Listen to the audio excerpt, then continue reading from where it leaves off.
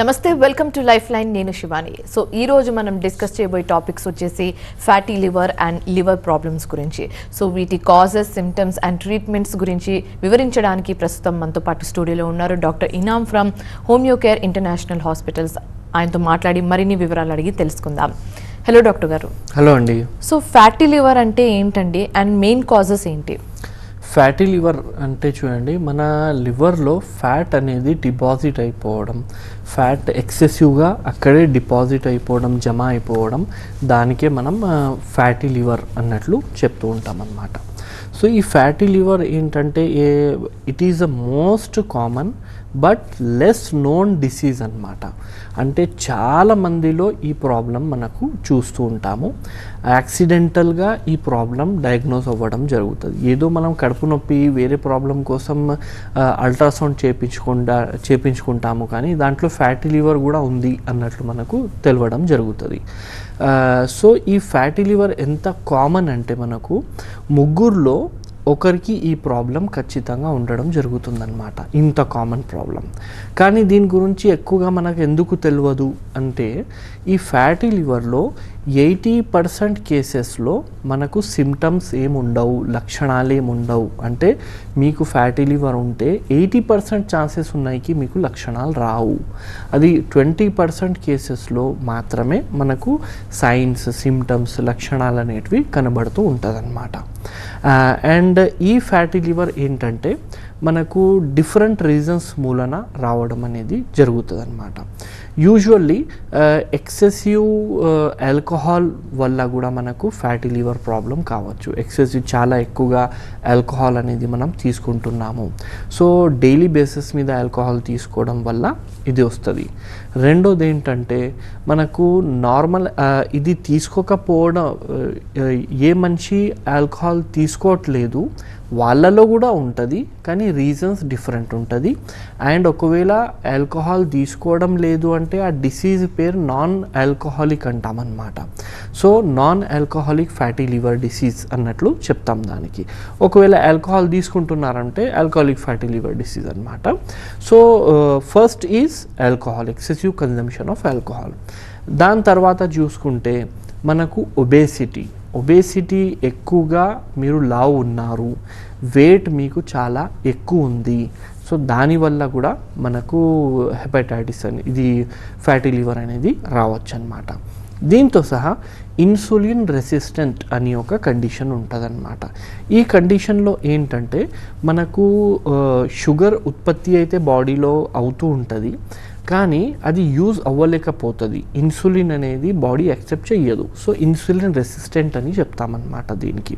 So insulin resistant ఉన్నప్పుడు ఏంటంటే మన బాడీలో ఫ్యాట్ అయితే ప్రొడ్యూస్ అవుతుంది, కానీ యూజ్ చేయలేకపోవడం అనేది జరుగుతుంది బాడీ. దానివల్ల మనకు ఫ్యాట్ అక్కడే డిపాజిట్ అయిపోవడం జరుగుతూ ఉంటుంది మన లివర్లో. దానివల్ల కూడా ఫ్యాటీ లివర్ ప్రాబ్లం అనేది రావచ్చు అన్నమాట.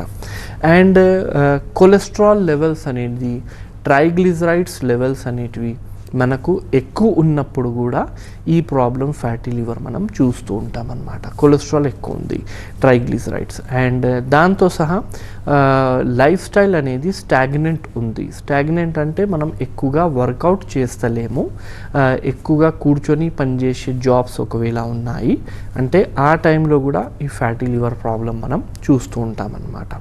అండ్ డైట్ మూలన కూడా మనకు రావడం జరుగుతూ ఉంటుంది.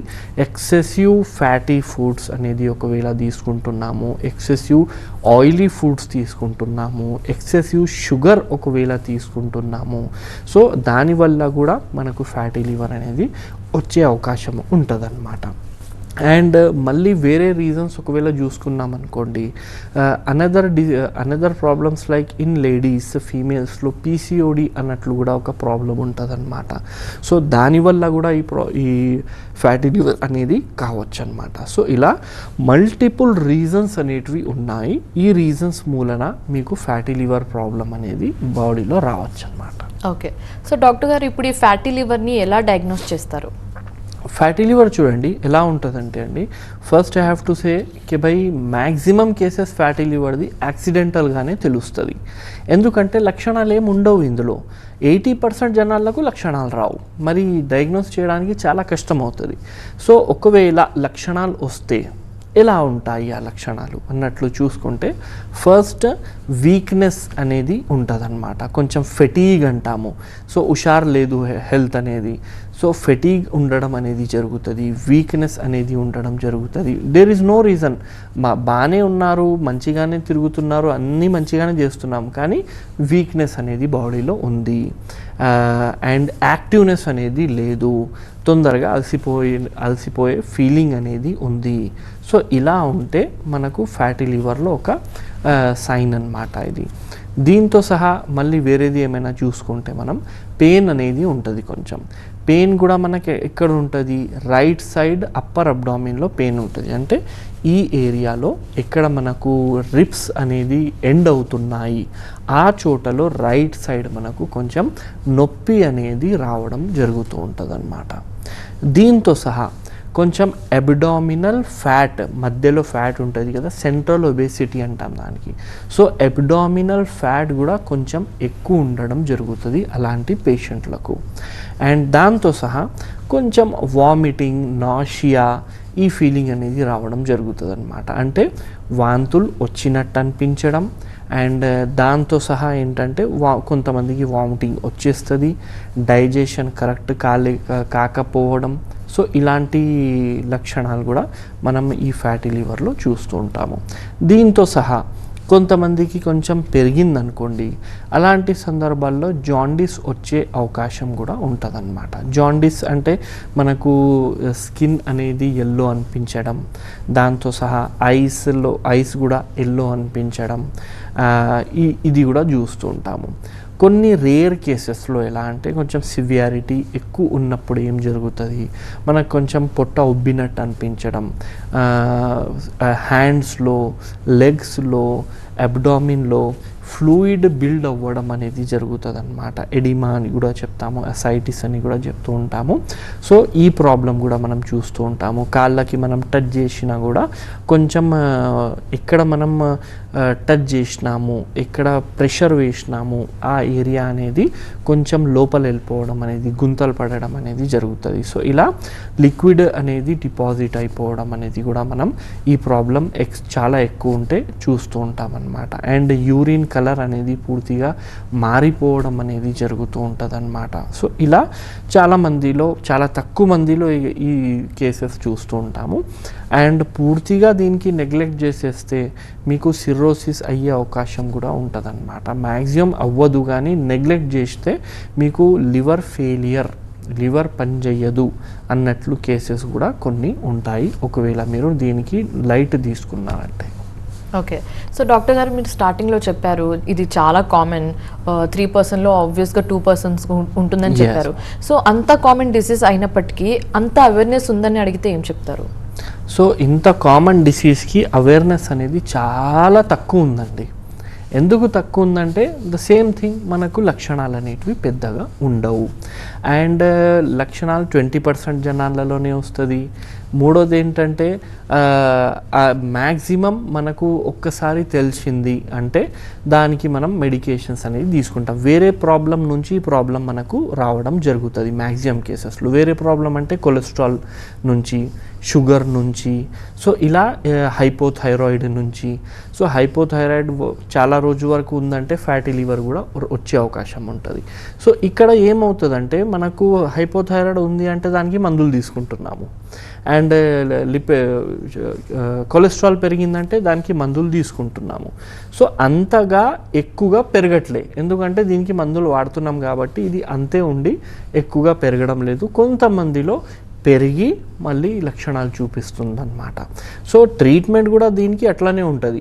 మీకు ఎలాంటి వేరే వ్యాధులు ఏమి లేవు, ఓన్లీ ఫ్యాటీ లివర్ ఉందంటే డిఫరెంట్ మెడిసిన్స్ ఉంటాయి. Fatty liver with cholesterol different, fatty liver with high sugar levels different, fatty liver with hypothyroid అనేది డిఫరెంట్ ఉంటుంది. సో ఇలా మనకు వేరే వ్యాధుల మూలన వస్తుంది ఈ ప్రాబ్లం, కాబట్టి దానికి మందులు తీసుకుంటున్నాం కాబట్టి అది ఆగిపోతుంది. ఫస్ట్ గ్రేడ్, సెకండ్ గ్రేడ్ స్టేజ్లోనే ఆగిపోతుంది అనమాట. కొంతమందికి పెరుగుతుంది, దానికి మెడిసిన్స్ ఖచ్చితంగా తీసుకోవాల్సిన అవసరం ఉంటుంది అనమాట. ఓకే, సో డాక్టర్ గారు ఫ్యాటీ లివర్ సింటమ్స్ కాజెస్ గురించి తెలుసుకున్నాము. ఇప్పుడు ట్రీట్మెంట్ విషయానికి వస్తే, సో దీని ట్రీట్మెంట్ ప్రాసెస్ ఏ విధంగా ఉంటుంది? ట్రీట్మెంట్ అంటే ఫ్యాటీ లివర్లో హోమియోపతిలో చాలా మంచి మెడికేషన్స్ దీనికి అవైలబుల్ ఉన్నాయి. అండ్ మెడిసిన్స్ జస్ట్ లైక్ చెలిడోనియం, కార్డూస్ మెరానస్ అని కొన్ని మెడిసిన్స్ ఉంటాయి. ఈ మెడిసిన్స్ చాలా మంచిగా మనకు లివర్ మీద పనిచేస్తూ ఉంటాయి. And we're getting very good results in homoeopathy for this. And ట్రీట్మెంట్తో సహా ఏంటంటే మనకు కొన్ని జాగ్రత్తలు కూడా అవసరం అనేది ఉంటుంది అనమాట. అంటే ఏం తినాలి, ఏం తినకూడదు, that is the most important part. So మనకు లివర్ కండిషన్స్, ఏదైనా లివర్ ప్రాబ్లమ్స్ ఉన్నాయి అంటే మన మైండ్లో పెట్టుకునేది ఏంటంటే ఎక్కువగా ఫ్యాట్ ఉన్న ఐటమ్స్ మనం తినకూడదు. రెండోది ఆయిల్ ఉన్న ఐటమ్స్ అనేది మనం తినకూడదు. అండ్ ఆల్కహాల్ అనేది మనం ఆపాలన్నమాట. ఆల్కహాల్తో లివర్ ఫెయిల్ అవ్వడం కానీ, హెపటైటిస్ రావడం కానీ, లేదంటే ఫ్యాటీ లివర్ రావడం కానీ, ఇవి చాలా అంటే చాలా మనం ఎక్కువగా చూస్తూ ఉంటాం అన్నమాట. అండ్ దీంతో సహా ఏంటంటే కొంచెం మంచి ఫుడ్, బెర్రీస్ అనేది ఎక్కువగా మనం కన్జ్యూమ్ చేయాల్సిన అవసరం ఉంటుంది అనమాట. బ్లూబెర్రీస్ కానీ, రాస్బెర్రీస్ కానీ. సో దీని నుంచి మనకు లివర్ ఫంక్షనింగ్ కూడా మంచిగా ఉండడం అనేది జరుగుతూ ఉంటుంది. దీంతో సహా exercise is the most important thing అనమాట. ఎక్సర్సైజ్ అంటే నార్మల్ వాక్ చేసి వస్తున్నాము అలా కాదు. ఎక్సర్సైజ్ అంటే కొంచెం స్పీడ్గా చేయాలి, సో దట్ మీకు మొత్తం స్వెట్టింగ్ అనేది రావాలి, హార్ట్ బీట్ కొంచెం ఎక్కువ అవ్వాలి. అది వారంలో ఒక 5 days అయినా మనం చేస్తే, ఈ విధంగా మనం ఎక్సర్సైజ్ చేసుకుంటూ డైట్ మెయింటైన్ చేసినాము, ఆల్కహాల్ మానేసినాము, ఫ్యాట్ ఐటమ్స్ మానేసినాము, ఆయిల్ తక్కువ చేసినాము, అండ్ స్వీట్ ప్రోడక్ట్స్ అంటే మిల్క్ ప్రోడక్ట్స్ అనేది మీరు చెప్పొచ్చు అనమాట. సో ఇలా చేయడం మూలన మీకు మెడిసిన్స్ యూజ్ చేస్తే ఒక 3 to 6 months లోపల మీకు మంచి రిజల్ట్ అనేది రావడం జరుగుతుంది అనమాట హోమియోపతిలో. ఓకే, సో డాక్టర్ గారు ఇప్పుడు లివర్ ప్రాబ్లమ్స్ గురించి మాట్లాడితే, లివర్ ప్రాబ్లమ్స్లో మేజర్గా అక్కరయ్యే ప్రాబ్లమ్స్ ఏంటి అని అడిగితే చెప్తారు? సో లివర్ ప్రాబ్లంలో మనం ఒకటైతే డిస్కస్ చేసినాము, fatty liver, which is the most common. ఇప్పుడు ఫ్యాటీ లివర్ తర్వాత మనకు హెపటైటిస్ అన్నట్లు ఒక వ్యాధి ఉంటుంది అనమాట. ఇందులో ఏంటంటే లివర్ మీద మనకు వాపు రావడం అనేది జరుగుతుంది. లివర్ లోపల ఉన్న సెల్స్ కొంచెం అందులో ఇన్ఫ్లమేషన్, వాపు అనేది రావడం జరుగుతుంది. దానివల్ల అది కరెక్ట్గా పనిచేయదు. సో దానికి మనం హెపటైటిస్ అన్నట్లు చెప్తాము. This is the most next common disease in the liver అన్నమాట. సో ఈ హెపటైటిస్ అనేది మనకు డిఫరెంట్ టైప్స్ కూడా ఉంటాయి దీంట్లో. ఒకటి ఏంటంటే మనకు ఆటో ఇమ్యూన్ హెపటైటిస్ అనేది ఉంటుంది అనమాట. సో ఆటో ఇమ్యూన్ హెపటైటిస్లో ఏంటంటే మన యాంటీబాడీసే, మన రోగనిరోధక శక్తియే మన లివర్ మీద అటాక్ చేస్తూ ఉంటుంది. దానివల్ల లివర్ మీద వాపు అనేది రావడం జరుగుతుంది. సో ఇది ఆటో ఇమ్యూన్ హెపటైటిస్ అనమాట. ఇంకొకటి ఏంటంటే వైరల్ హెపటైటిస్ అంటాము. సో వైరల్ హెపటైటిస్ ఏంటి? ఇందులో మనకు వైరస్ మూలన లివర్ మీద ఎఫెక్ట్ అవ్వడం జరుగుతుంది. సో ఈ వైరల్ హెపటైటిస్లో మనకు మీరు కూడా వినే ఉంటారు, hepatitis B, hepatitis C, hepatitis D, ఇలా డిఫరెంట్ రకాల హెపటైటిస్. ఇది వైరల్ హెపటైటిస్లో రావడం అనేది జరుగుతూ ఉంటుంది అనమాట. ఇంకొకటి ఏంటంటే ఆల్కహాలిక్ హెపటైటిస్ అనమాట. సో ఇది ఎక్కువగా ఆల్కహాల్ కన్జ్యూమ్ చేసిన తర్వాత వచ్చే హెపటైటిస్ అనమాట. సో ఇలా మనకు డిఫరెంట్ రకాలు కూడా ఉంటాయి, depending upon what is the cause behind it అన్నట్లు. సో ఇలా మనకు hepatitis is the next most common problem. ఈ హెపటైటిస్లో కూడా మనకు సిమ్టమ్స్ అనేది almost same like fatty liver లాగానే సిమ్టమ్స్ కనబడుతూ ఉంటాయి అన్నమాట. సో ఎలా ఉంటుంది సిమ్టమ్స్ అన్నట్లు చూసుకుంటే, హెపటైటిస్లో ఇట్ స్టార్ట్స్ ఫ్రమ్ ఇండైజేషన్, కడుపు ఉబ్బడం, కడుపు నార్మల్ కొంచెం తిన్నా కూడా చాలా టైట్ అనిపించడం, గ్యాసెస్ అనేది మొత్తం డిపాజిట్ అయిపోయినాయి లోపల అన్నట్లు అనిపించడం, అండ్ వామిటింగ్ సెన్సేషన్ రావడం, వాంతి వచ్చినట్టు అనిపించడం, కొంతమందికి వామిటింగ్ కూడా అవుతూ ఉంటాయి. అండ్ నొప్పి రావడం అనేది జరుగుతూ ఉంటుంది. ఆ నొప్పి అనేది మనకు స్పెషల్లీ రైట్ సైడ్లో ఈ ఏరియాలో మనకు అప్పర్ అబ్డామిన్ రైట్ సైడ్లో ఈ నొప్పి అనేది కనబడుతూ ఉంటుంది. దీంతో సహా ఏంటంటే క్లే కలర్డ్ స్టూల్స్ రావడం జరుగుతుంది. ఇందులో క్లే కలర్డ్ అంటే మనకు బురద ఉంటుంది కదా, సో ఆ కలర్ స్టూల్స్ అనేటివి రావడం జరుగుతూ ఉంటుంది. డార్క్ కలర్ యూరిన్ రావడం జరుగుతుంది. సో ఇలా ఎవరికైనా డార్క్ కలర్ యూరిన్ ఉండడం జరుగుతుంది, దాంతో సహా క్లే కలర్డ్ స్టూల్స్ రావడం జరుగుతుంది అంటే వాళ్ళకు హెపటైటిస్ ఉండొచ్చు అన్నట్లు మనం చెప్పొచ్చు అన్నమాట. సస్పీషియస్ అనేది ఉంటుంది. అండ్ దీంతో సహా ఏంటంటే అగైన్ మనకు కొంచెం సెంట్రల్ ఒబేసిటీ పెరిగిపోవడం అండ్ కొంచెం వర్క్ చేసినా కూడా తొందరగా అలసిపోవడం అనేది జరుగుతూ ఉంటుంది. ప్రెస్ చేసినా కూడా నొప్పి అనేది ఉండడం జరుగుతుంది. నార్మల్లీ మనిషికి పండుకోబెట్టినాం అనుకోండి, పండుకోబెట్టి కొంచెం కాళ్ళు దగ్గర చేసి మనకు ఈ ఏరియాలో ఇలా ప్రెస్ చేస్తే లోపల మనకు we can feel the liver అన్నమాట. నార్మల్లీ హెల్తీ మనిషిలో మనకు ఇలా ప్రెస్ చేసినా కూడా లివర్ ఫీల్ అవ్వదు, ఎందుకంటే అది కొంచెం స్పాంజ్ లాగా స్ట్రక్చర్ ఉంటుంది కాబట్టి పెద్దగా మనకు ఫీల్ కాదు. కానీ హెపటైటిస్ వచ్చిన తర్వాత ఏంటంటే కొంచెం మనకు లివర్ ఫీల్ కూడా అవ్వడం జరుగుతుంది. ఇందులో ఎక్కువ ప్రాబ్లం అయిపోయింది అనుకోండి, అలాంటప్పుడు ఏంటంటే మనకు హెపాటోమెగాలీ అన్నట్లు ఒక కండిషన్ రావడం జరుగుతుంది. హెపాటోమెగాలీ అంటే నార్మల్ లివర్ అనేది కాకుండా ఆ సైజు కొంచెం పెరిగిపోవడం అనేది జరుగుతూ ఉంటుంది అన్నమాట. సో ఈ ప్రాబ్లం దీంతో సహా కొంతమందికి ఏముంటుందంటే హెపాటోమెగాలీ కూడా ఉంటుంది అండ్ స్ప్లీనోమెగాలీ కూడా ఉంటుంది. అంటే స్ప్లీన్ పిత్తాశయం అంటాం కదా, సో ఆ స్ప్లీన్ కూడా కొంచెం పెరిగిపోవడం జరుగుతుంది సైజ్లో. సో ఇన్ని రకాల సిమ్టమ్స్ మనం హెపటైటిస్లో చూడొచ్చు. అండ్ ఈ హెపటైటిస్ మనకు ఒకవేళ viral hepatitis, usually hepatitis B చాలామందికి తెలుసు ఇది. అండ్ ఈ హెపటైటిస్ మనకు ఎలా వస్తుందంటే this is a viral problem అన్నమాట. ఆ వైరస్ వల్ల ఇది ప్రాబ్లం రావడం జరుగుతుంది. వైరస్ బాడీలో ఎలా ఎంటర్ అవుతుంది అన్నట్లు చూసుకుంటే మనకు హెపటైటిస్ బి యూజువల్లీ బాడీ ఫ్లూయిడ్స్తో రావడం జరుగుతుంది అన్నమాట. అంటే అన్ప్రొటెక్టెడ్ సెక్స్ వల్ల రావడం జరుగుతుంది. నీడిల్స్, ఒక నీడిల్ ఒకరికి యూజ్ చేసినాము, ఇంకొక నీడిల్ ఇంకొకరికి యూజ్ చేసినాము, అలా కాకుండా ఒకటే నీడిల్తో ఇద్దరు ముగ్గురికి చేసినాము అనుకోండి, అందులో ఎవరికైనా ఒకరికి ప్రాబ్లం ఉందంటే వచ్చేస్తుంది అన్నమాట. సో ఇలా బాడీ ఫ్లూయిడ్స్తో కూడా ఇది స్ప్రెడ్ అనేది కావచ్చు అన్నమాట. సో ఇలా న్యూమరస్ టైప్స్ ఆఫ్ హెపటైటిస్ మనకు ఉంది. ఇంకొకటి హెపటైటిస్ ఏంటంటే అది ఆల్కహాలిక్ హెపటైటిస్. అది ఎక్కువగా ఆల్కహాల్ తాగి లివర్లో వాపు అనేది రావడం జరుగుతుంది. ఎక్కువగా మనం ఆల్కహాల్ తాగితే ఏమవుతుందంటే నార్మల్కైనా ఎక్కువ మన లివర్ వర్క్ చేయాల్సిన అవసరం అనేది ఉంటుంది. ఆ ఆల్కహాల్ని బ్రేక్ డౌన్ చేయడానికి ఎక్కువ వర్క్ చేయాలి. ఎక్కువ వర్క్ చేసినప్పుడు వరకు ఏంటంటే అది అలసిపోయి దాని మీద వాపు వచ్చేస్తుంది. So that is alcoholic hepatitis అన్నమాట. అందులో ఏంటంటే మనం ఆల్కహాల్ ఆపేసినాము, కొన్ని మెడిసిన్స్ తీసుకున్నాము, లైఫ్ స్టైల్ చేంజెస్ మాడిఫికేషన్ చేసినాము. సో అన్ని రకాల హెపటైటిస్ నుంచి మనం నార్మల్ అనేది కావచ్చు. సో వైరల్ లోడ్స్ కూడా చూసుకుంటూ ఉండాల్సిన అవసరం ఉంటుంది. సో ఎంత ఉంది, ఇంతకుముందు ఎంత ఉంది, ఇప్పుడు ఎంత ఉంది, నార్మల్ ఓన్లీ చాలామంది ఏం చేస్తారు, ఓన్లీ స్కానింగే చేసుకుంటూ ఉంటారు. స్కానింగ్ మంచిగానే ఉంది కదా, సో అలా జరగదు. స్కానింగ్ కూడా చేయించాలి. స్కానింగ్తో సహా మళ్ళీ మీ వైరల్ లోడ్స్ ఎలా ఉన్నాయి చూసుకోవాలి, మళ్ళీ పాజిటివ్ ఉందా నెగిటివ్ ఉందా అది కూడా చూసుకోవాలి. సో ఎవ్రీథింగ్ మనకు హోమియోకేర్ ఇంటర్నేషనల్లో ఏంటంటే ఇవన్నీ రకాల డిసీజ్కి చాలా మంచి మెడికేషన్స్ అనేటివి అవైలబుల్ ఉందన్నమాట. ఓకే.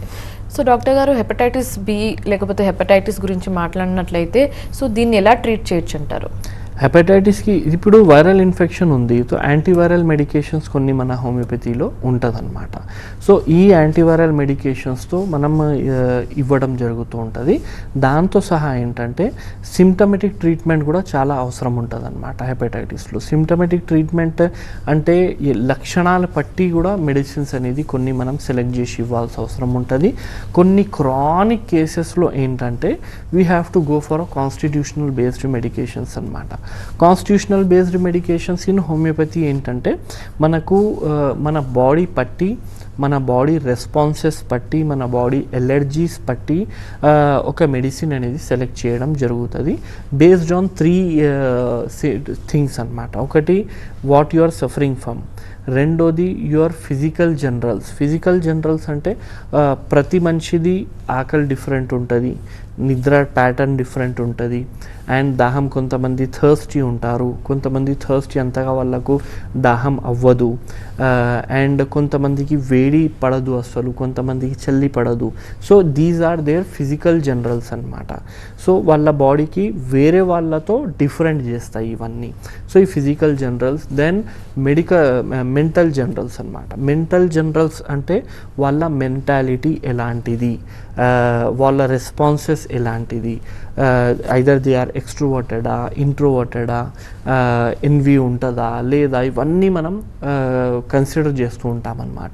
ఇవన్నీ కన్సిడర్ చేసి ఒక మెడికేషన్ అనేది వాళ్ళకు సెలెక్ట్ చేయడం జరుగుతుంది. సో దాని నుంచి మనకు క్యూర్ అనేది చాలా తొందర రావడం జరుగుతుంది. That is called as genetic constitutional similimum medications which we use in Homeo Care International అన్నమాట. సో ఈ మెడిసిన్స్తో మనకు చాలా తొందరగా కూడా రిజల్ట్ అనేది రావడం జరుగుతుంది depending upon their body responses and the severity of their diseases అన్నమాట. ఓకే. సో డాక్టర్ గారు, అది ఫ్యాటీ లివర్ కావచ్చు, లేదా హెపటైటిస్ కావచ్చు, లేదా ఏ లివర్ ప్రాబ్లం అయినా కానివ్వచ్చు, వీటిలో మేజర్ రోల్ ప్లే చేసేది యూరిన్ కలర్ అని చెప్పొచ్చు. సో యూరిన్ కలర్ని బట్టి మనం డిసీజ్ని ఐడెంటిఫై చేయొచ్చు అంటారా? యూరిన్ కలర్ ఒకటే కాదండి, ఏ డిసీజ్లో డయాగ్నోస్ చేయాలంటే మనకు వేరే లక్షణాలు కూడా ఉంటాయి అన్నమాట. ఇప్పుడు యూరిన్ కలర్ అంటే ఒక sign, that is only one sign. అది వేరే డిసీజ్లో కూడా ఉండొచ్చు. సో ఇక్కడ డిఫరెన్షియల్ డయాగ్నోస్ చేయాలంటే మళ్ళీ వేరే లక్షణాలు ఉన్నాయా అది కూడా చూసుకోవచ్చు అనమాట. సో ఇప్పుడు ఎక్సెసివ్ మీకు చాలా ఎక్కువ యూరిన్ ఇన్ఫెక్షన్ వచ్చినా కూడా కలర్ కొంచెం మారిపోవడం అనేది జరుగుతుంది అనమాట. అలాగే హెపటైటిస్లో కూడా యూరిన్తో సహా మోషన్ ఎలా ఉంది, మోషన్ క్లే కలర్డ్ వస్తుందా లేదా, దాంతో సహా మనకు వామిటింగ్ సెన్సేషన్ ఉందా లేదా పేషెంట్కి, ఆర్ఎల్స్ లివర్ పాల్పేబుల్ ఉందా అంటే టచ్ చేస్తే మనకు తెలుస్తుందా లివర్, అది పాల్పేబుల్ ఉందా లేదా కూడా చూసుకోవాల్సిన అవసరం ఉంటుంది. అంటే ఇప్పుడు డాక్టర్ గారు, యూరిన్ ఏ కలర్లో ఉంటే దాన్ని వార్నింగ్ సైన్గా కన్సిడర్ చేయొచ్చు అంటారు? డార్క్ కలర్ అండి. డార్క్ అంటే టువర్డ్స్ బ్లాక్. సో ఆ కలర్ ఒకవేళ మీకు వస్తుంది అంటే యూ కెన్ సేకే బై మీకు ఈ లివర్ డిసీజెస్లో ఏదైనా హెపటైటిస్ ఉండొచ్చు అన్నట్లు. ఇది చాలా సివియర్ కండిషన్స్లో ఇలా రావడం అనేది జరుగుతుంది. ఇనీషియల్ సిమ్టమ్స్లో మీకు యూరిన్ కూడా నార్మలే కనబడుతుంది. ఓన్లీ ఫస్ట్ ఫ్యూ సిమ్టమ్స్ కడుపులో నొప్పి, రైట్ సైడ్ నొప్పి వస్తుంది, వామిటింగ్ సెన్సేషన్ వస్తుంది, స్కిన్ కలర్ మనకు చేంజ్ అవుతుంది. సో దీన్ని పట్టే మనం డయాగ్నోస్ చేయాల్సిన అవసరం అనేది ఉంటుంది అనమాట. అండ్ దీంతో సహా మెయిన్లీ కొన్ని టెస్ట్లు ఉంటాయి. ఆ టెస్ట్లు ఏంటంటే అల్ట్రాసౌండ్ ఉంటుంది. సో కడుపు స్కానింగ్, అల్ట్రాసౌండ్ కానీ, సిటీ కానీ, ఎంఆర్ఐ కానీ, లేదంటే ఫైబ్రో స్కాన్ అంటాము. సో ఈ స్కాన్ పట్టి మనం పేషెంట్ని ఏ స్టేజ్లో మీరున్నారు, ఎంత డిసీజ్ ప్రోగ్రెస్ అయింది, అవన్నీ మనం చెప్పగలుగుతాం. ఓకే. సో డాక్టర్ గారు, fatty liver and other liver problems గురించి వివరించినందుకు thank you so much. Thank you very much అండి. సో ఇది ఇవాల్టి లైఫ్ లైన్. మరో అంశంతో మళ్ళీ కలుద్దాం. చూస్తూనే ఉండండి TV9.